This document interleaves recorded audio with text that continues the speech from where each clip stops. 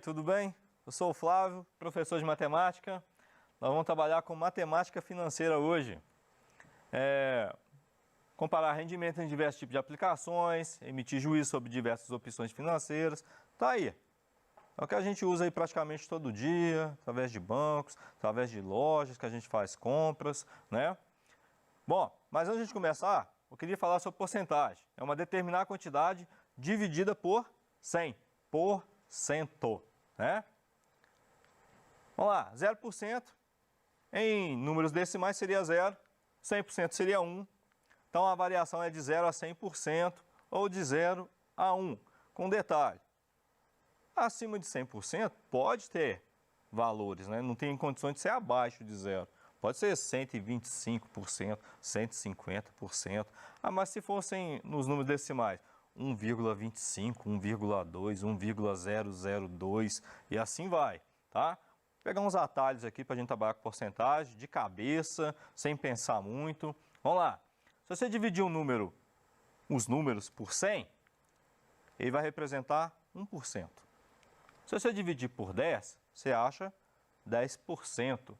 Se você dividir por 5, aqui entra um pouquinho de aula de história, porque lá no Brasil Colônia, no Brasil Império, quando o pessoal explorava o ouro aqui na nossa região, o pessoal cobrava o imposto do quinto, ou melhor, do quinto. Você pegava o valor total e dividia por 5, que representa 20%. Comparado com hoje, é até pouco, viu? Porque hoje a cobrança de impostos é na faixa de 40%, dependendo do produto, tá bom? Então um pouquinho de história aí, se você lembra lá, por que o quinto? Por que cobrava o quinto? Tá aqui, ó, cobrava 20% do produto. Dividir por 4, você acha 25%, dividir por 2, metade, né? Então, 50%. São alguns atalhos para a gente trabalhar com porcentagem, sem pensar muito. Se você tiver numa compra e alguém fala assim, não, eu vou cobrar de você 25% de algo. Você divide por 4 e acrescenta o valor, beleza? Vamos lá. De 100% para 120%, aumentou quanto? Se eu colocar em números decimais, o aumento seria de 20% ou de 0,20. Seria um aumento, então, de 1,20 que seria colocado, então, tá bom? Se um produto tem determinado valor, o seu valor percentual será sempre de 100%. Quanto que custa aquele produto? R$10. Então, ele vale 100%. E a gente tem que estabelecer as metas aqui também. Porque tem que ter um valor determinado. É R$10, então é 100%. Passou para 15%. Então teve um aumento de quantos por cento? Tem que pensar nisso também, tá? Vamos para um exemplo. Um produto era vendido a R$20 e teve um aumento de 50%. Qual o seu novo valor? Usando aquela regrinha, então o que eu faria? Custa 20, teve um aumento de 50, eu faria o quê? 20 dividido por 2. Teria R$10. Vai custar 10? Não, vai ser 20 mais 10. Mas uma outra forma de fazer, sem ser por regra de 3, vai ser 20 vezes 1,5, que vai ser igual a 30. Por que 1,5? Lembra, se ele custa 20, ele é 100%, então ele vale 1. Se está tendo um aumento, então vai ser 0,50. Então, 0,50 mais 1, 1,50. Então, 20 vezes 1,50, ou 1,5, vai dar 30, no caso, R$30, tá bom? Um hábito que as pessoas têm é colocar 30 e o cifrão atrás. Lembra, se a gente for escrever em relação a dinheiro, tem que colocar na frente, tá bom, gente? Vamos lá, juros simples.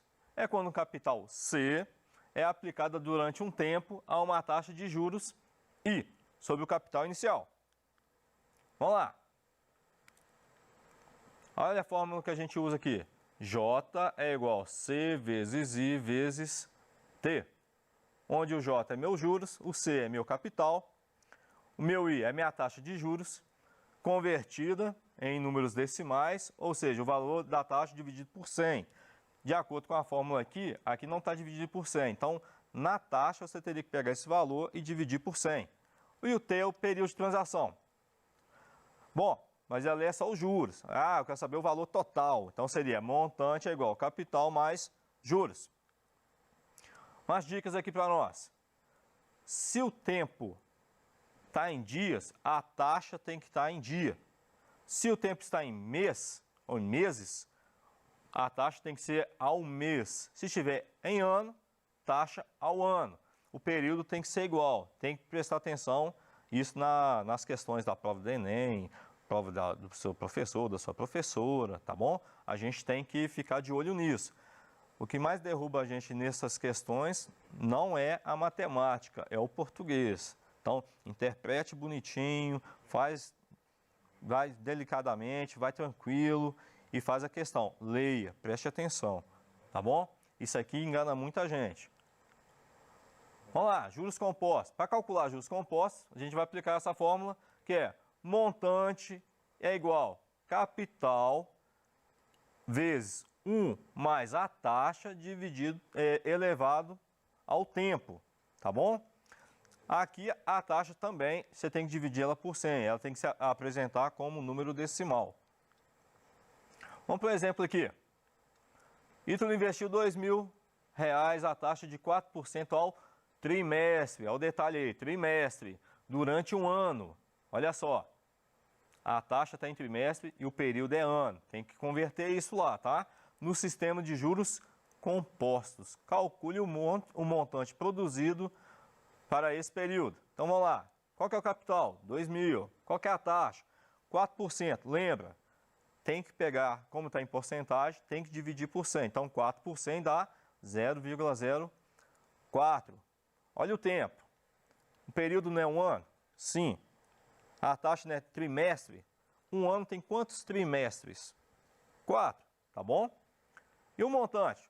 Vamos jogar na fórmula então. Vai ficar montante é igual 2.000, que é meu capital, vezes 1, mais a taxa, que é 0,04, elevado a 4. 1 mais 0,4 elevado a 4 vai dar 1,168 vezes 2.000. O meu montante, então, será de 2.339,71 centavos. Vai ser o montante final, beleza? Então, quanto que rendeu isso aqui? R$ 339,71. Próximo, olha só, um casal realiza um financiamento imobiliário de R$ 180 mil a ser pago em 360 prestações mensais com taxa de juros efetivo de 1% ao mês. A primeira prestação é paga um mês após a liberação dos recursos e o valor da prestação mensal é de R$ 500, mais juro de 1% sobre o saldo devedor. Valor devido antes do pagamento.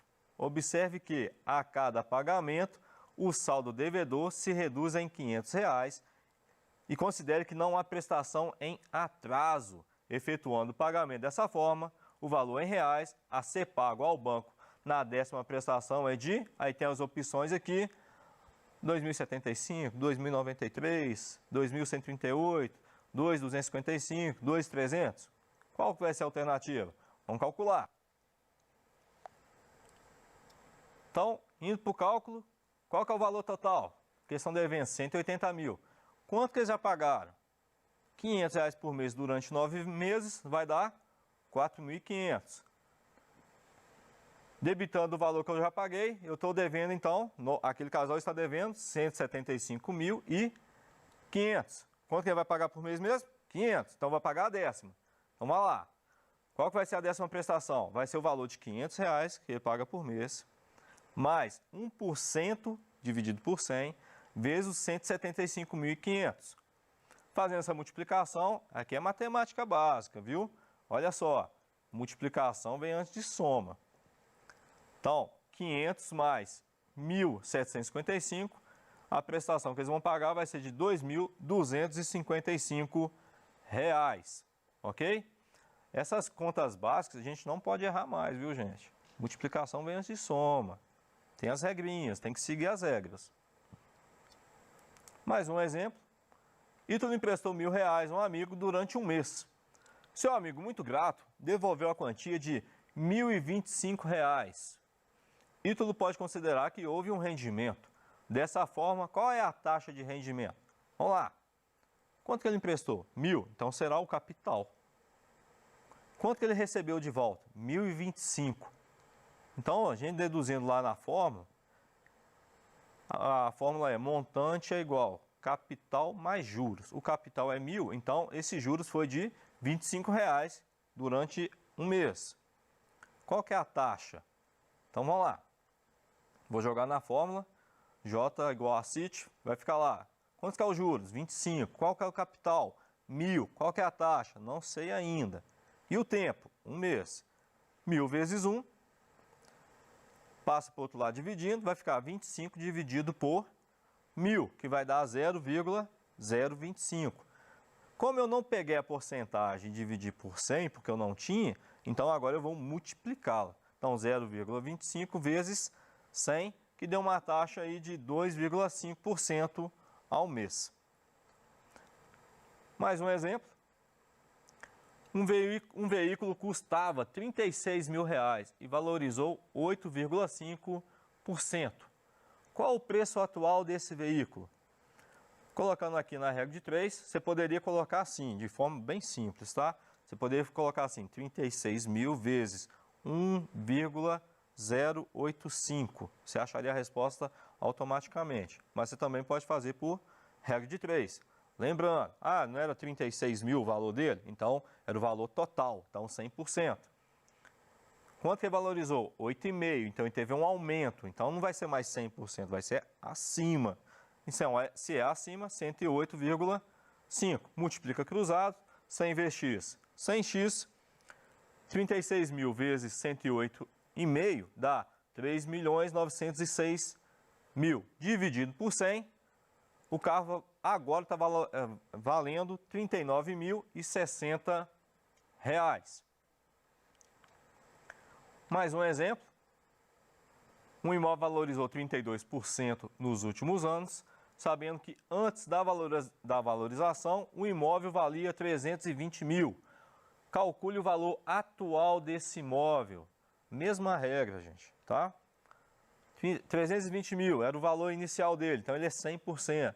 Teve um aumento. Se é aumento, não é mais 100, agora é o valor do aumento, que é 32. 32 mais 100, 132. Multiplica cruzado, 100 vezes x, 100x, 320 mil vezes 132 mil. Então vai ficar 100x é igual a 42.240.000, dividindo por 100, vai dar R$ 422.400. Um pouco mais de 120 mil reais de valorização que teve esse imóvel. Esse aqui mais básico, mas segue a mesma lógica. Chega, um smartphone custava R$ 5.630 no dia do lançamento. Depois de um tempo, teve uma redução de 32%. Qual o preço atual do smartphone? Então, de novo, pega o valor total, que vale 100%, e compara lá, 5.630 é 100%. Teve um aumento ou teve uma redução? Teve redução. De quanto? 32. Então, 100 menos 32, 68%. Monta e multiplica cruzado. 100 vezes x, 100x. 5.630 vezes 68, 382.840.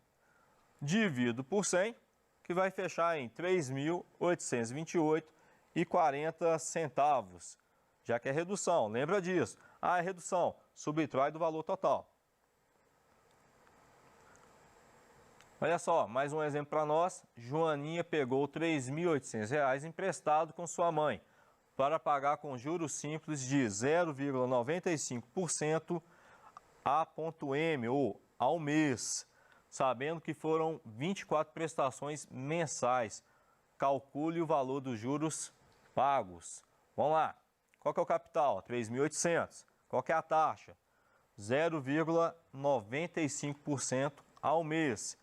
E o tempo? 24 meses. Esse aqui você não precisa converter ninguém, porque a taxa e o tempo está em meses.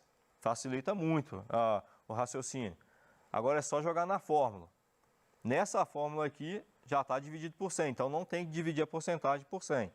É só jogar na fórmula. Então, 3.800 vezes 0,95 vezes 24 dividido por 100, que vai dar um total de 86.640 dividido por 100.